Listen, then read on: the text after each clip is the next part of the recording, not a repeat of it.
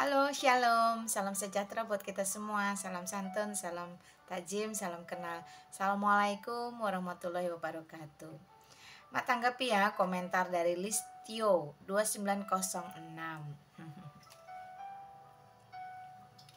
Ada yang dihafalkan Alkitab?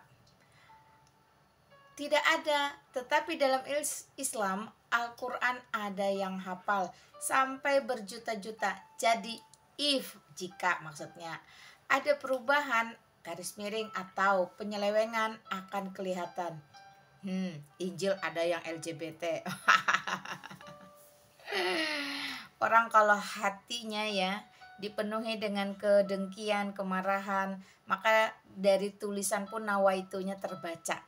Ada sesuatu yang mudarat terbaca jelas ya, tapi nggak apa-apa. Thank you sekali lagi untuk semua yang komentar positif atau negatif, sebab apapun yang kamu tabur itu juga kelak yang akan kamu tuai. Don't worry, be happy. Sebagai orang Kristen, saya sudah dituntut untuk melepaskan pengampunan kepada setiap kalian yang pro maupun yang kontra. It's okay, no problem ya. Thank you Listia. Nah, di sini ditulis, orang Kristen ada nggak yang hafalin Alkitab? Jawabannya nggak ada. Gampang nggak ada. Kenapa nggak ada? Karena Alkitab tidak pernah disarankan, dianjurkan, disuruh, apalagi diperintahkan atau diwajibkan pakai diancam-ancam untuk dihafalkan. Tidak. Kita ini manusia. Manusia ini ada human value yang sangat berharga di mata Allah.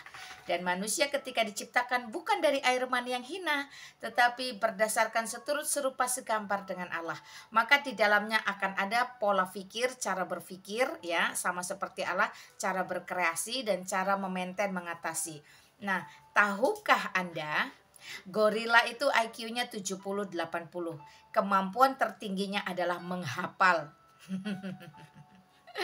Tetapi sejatinya harusnya IQ manusia di atas 70-80, karena kemampuan terendah manusia itu menghafal.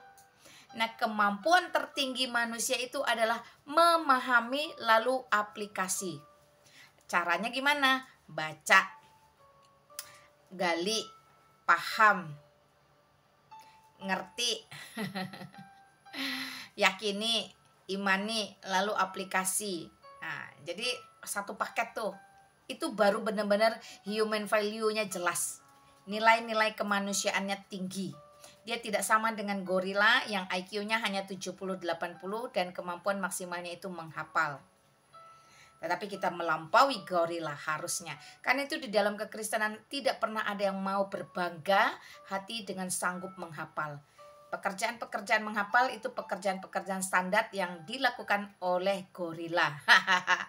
Puji Tuhan ya. Makanya baca, pahami, analisa, kemudian aplikasi. Nah, orang Kristen wajib baca Alkitab setiap hari sambil bersaat teduh, sambil bersyafaat. Itu sangat penting sehingga dia boleh bertumbuh di dalam iman, berakar dan berbuah. Ya, kalau perkara Anda suka menghafal silahkan saja. Karena dalam menghafal sudah banyak didapati kelemahan-kelemahan. Karena hafalan tersebut faktanya tidak pernah dipahami, tidak pernah dimengerti maksud dan tujuannya. Sehingga menjadi penghafal kosong. Ya, kalau cuma menghafal kosong, apalagi dengan bahasa yang tidak dipahami, maka rasa-rasanya itu adalah suatu pekerjaan yang sia-sia. Itu menurut saya. Sebagai mantan muslimah, bagi saya itu memang dulu adalah perkara yang sulit dikerjakan dan ternyata pun tidak membuahkan apa-apa, hanya kesia-siaan belaka. Saya tidak memahami hafalan-hafalan itu, saya tidak mengerti rapalan-rapalan itu maksud dan tujuannya. Tetapi di Alkitab dalam Kejadian pasal 11 diceritakan tentang Menara Babel. Dari situlah asal mulanya. Dulu manusia itu memiliki satu bahasa dengan satu logat, sehingga mereka memiliki kesamaan minat.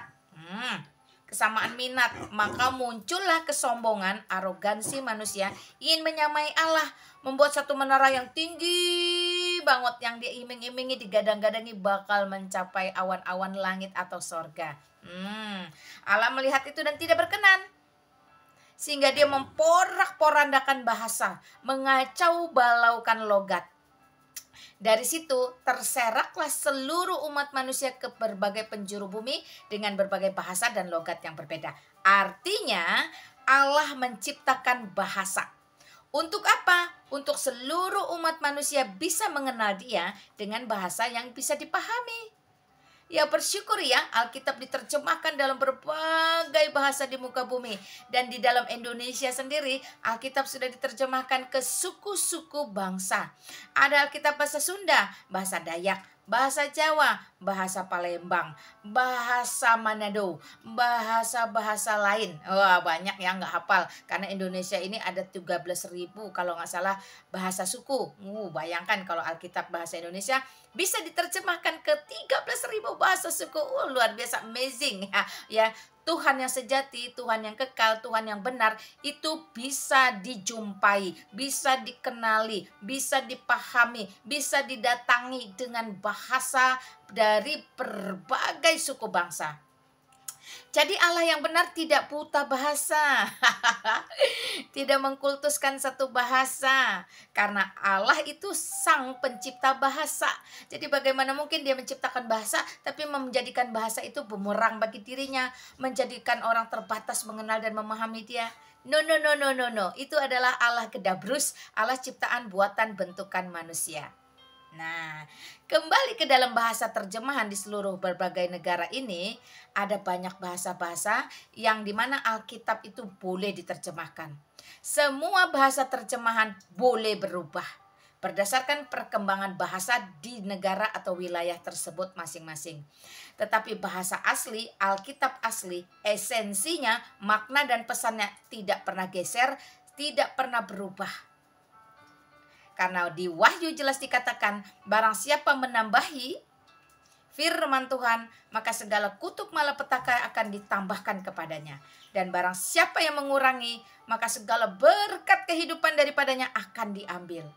Itu sebab kekristenan sangat clear. Ya katakan ya, tidak katakan tidak. Lebih dari itu berasal dari iblis.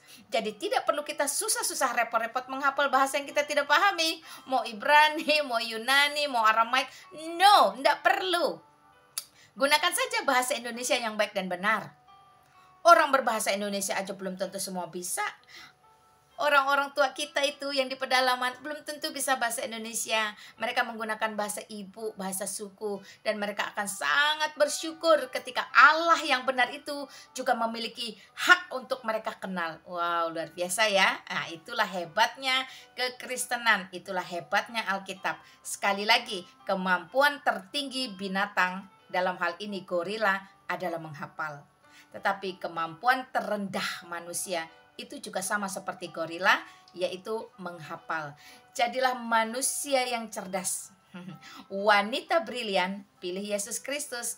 Karena akalnya tidak pernah dikatakan separuh. Karena human value-nya jelas. Terlebih Alkitab, bersukacitalah bisa dikenal oleh setiap bangsa dalam berbagai bahasa. Haleluya, puji Tuhan. Kiranya pencerahan ini bisa membuat kamu mengerti betapa pentingnya baca, paham, gali, kaji, analisa, kemudian imani dan aplikasi. Bukan dihafalkan. Tuhan Yesus berkati kamu ya. Shalom.